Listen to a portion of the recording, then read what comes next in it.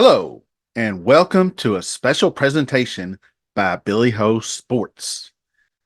On May 4th, 2024, we celebrate the 150th running of the Kentucky Derby. This milestone marks not only a celebration of my hometown's greatest sporting event, but also a journey through rich history and tradition. The month of February is a tribute to Black history, and we celebrate today how influential African Americans were in the horse racing industry during the late 1800s. Beyond their victories on the track, Black jockeys and trainers faced systemic racial prejudice and discrimination. Despite these challenges, they became trailblazers for the future, and many have been honored by the National Museum of Racing and Hall of Fame.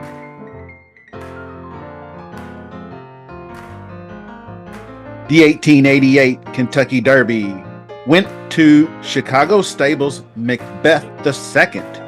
Ridden by George Covington, he valiantly battled from dead last to score a one-length victory over favored Galliffet.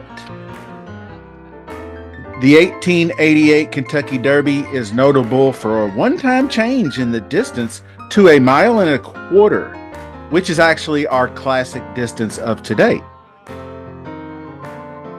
In May of 1889, a rowdy crowd at Churchill Downs was treated to an epic Kentucky Derby. The race ultimately came down to a David versus Goliath in the stretch, with both lunging for the finish line, well ahead of the rest of the pack. One was the intimidating Proctor Knott, a Kentucky-bred horse, winner of the Futurity and the overwhelming favorite. The other was Spokane, the little horse from Montana, at odds of 8-1. The two horses finished so close together, no one could tell who won.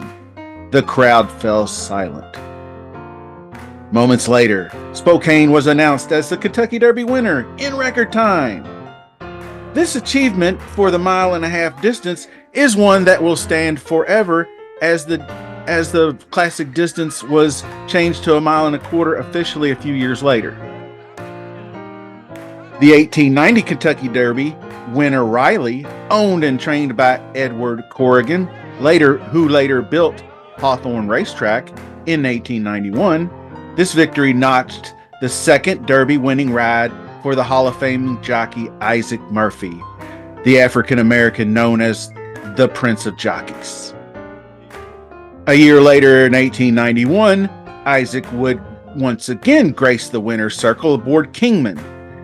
However, this was not his finest Derby victory, as it did occur in just a 4-horse field, and the winning time did rank amongst one of the worst in history.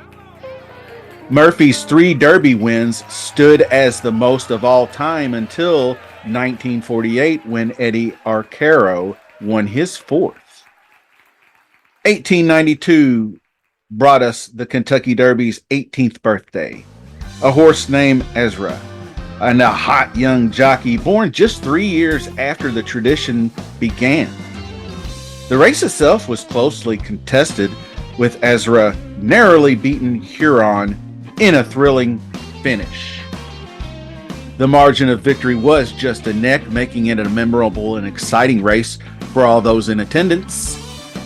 African-American jockey Alonzo Lonnie Clayton reached stardom at a mere age of 15 when he became the youngest rider to ever win the Kentucky Derby.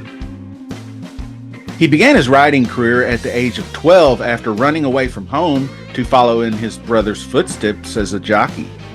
He landed a job with Lucky Baldwin's stable in Chicago as an exercise boy. His career took an unfortunate turn in 1898 at Morris Park in the Bronx, New York. After a poor outing, Clayton got into a heated dispute with a patron, and it led to him striking a man by the name of Henry Bellomy with the butt end of his riding crop. He was not only fined by the racing stewards, but Bellomy sued the jockey, which led to his financial ruin. The 1893 Kentucky Derby took place on a sunny day in May, and the winner was Lookout, trained by William McDaniel and ridden by jockey Eddie Kuntz. Lookout, a chestnut colt with a full white stockings all the way up to his knees, went wire to wire to win it by 5 lengths.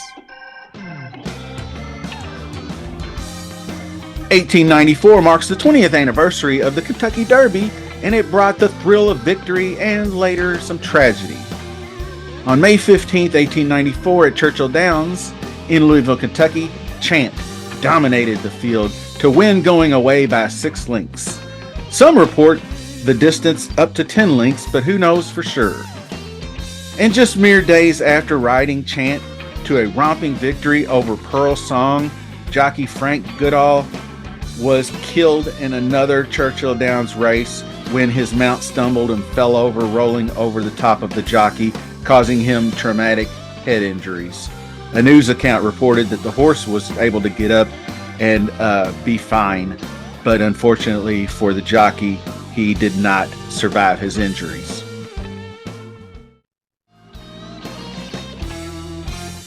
(1895) brought the last Kentucky Derby ever to run at 1.5 miles. It also gave us a charismatic 15-year-old jockey named James Soup Perkins. After riding Halma to the win in the Kentucky Derby, the 90-pound African-American was asked his age. He simply replied, "Going on 16." So at just 15 years old, both Soup Perkins and Lonnie Clayton share that distinction of the youngest jockeys to ever win the Kentucky Derby. 1896 added to the legacy of yet another prominent African-American jockey, Willie Sims. Willie Sims was a famous jockey. He was already a huge talent and had been given actually a $10,500 retainer by owner Pierre Lorillard, a fee larger than any other white competitors at the time. His victory aboard a Horse of the Year and National Racing Hall of Famer Ben Brush solidified Sims' place in racing history.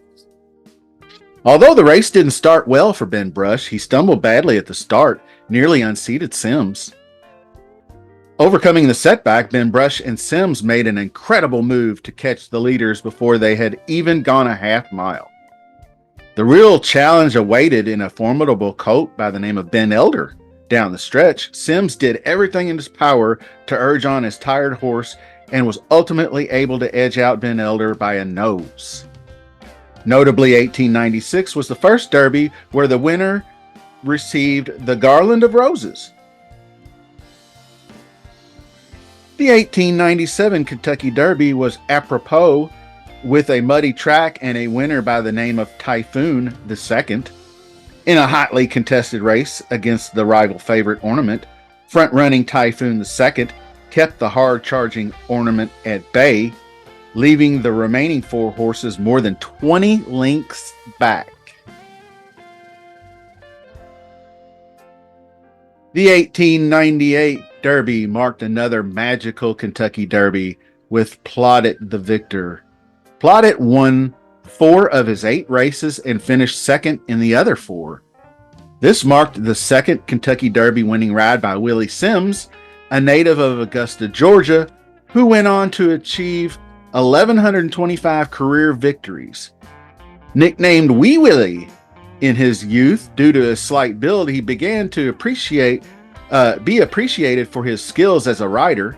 His second Kentucky Derby victory solidified his legacy as a great African-American jockey, and he was inducted into the Racing Hall of Fame in 1977.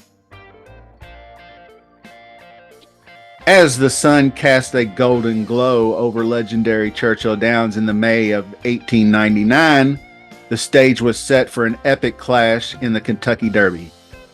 On one side, we had the East Coast champion Manuel, while across the track stood Corsini, the California Derby winner. Jockey Fred Flying Dutchman Terrell orchestrated a masterful ride, piloting Manuel to victory. The 1899 Kentucky Derby bore the weight of tragedy. when Colonel Meriwether Lewis Clark, founder of the Kentucky Derby, tragically took his own life just 12 days prior to the 25th edition of the prestigious race. The 1900 Kentucky Derby gave us a brave 3-year-old racehorse by the name of Lieutenant Gibson. It was a perfect start for Lieutenant Gibson. He swiftly seized control, maneuvering past the early leader, His Excellency. With remarkable precision, he executed an opening half mile in 48 seconds flat. Into the stretch, a novice could see that Gibson was going easy. He crossed the wire 4 lengths ahead of his rival, Florizar.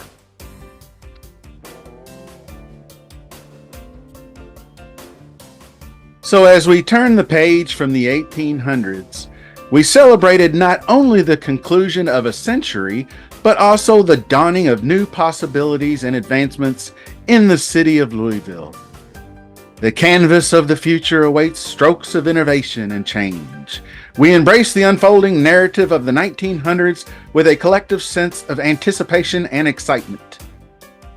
Until next time, happy trails.